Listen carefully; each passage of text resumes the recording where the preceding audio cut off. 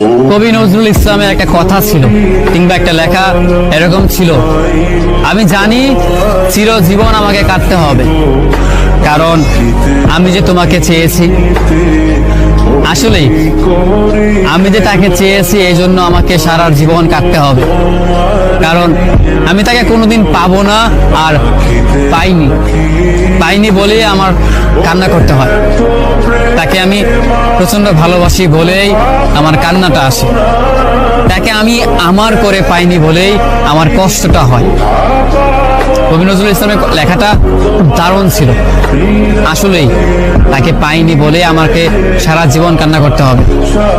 যদি সে আমার এই ভালোবাসাটা বুঝতো, আমার এই অসীম ভালোবাসাটা বুঝে আমাকে একটু বলতো যে আমি অন্যদের মতো কখনোই তোমাকে ছেড়ে যাব না, তাহলে বিশ্বাস করুন পৃথিবীতে হয়তো আমার চাইতে সুখী মানুষ আর কেউ হতে পারতো না।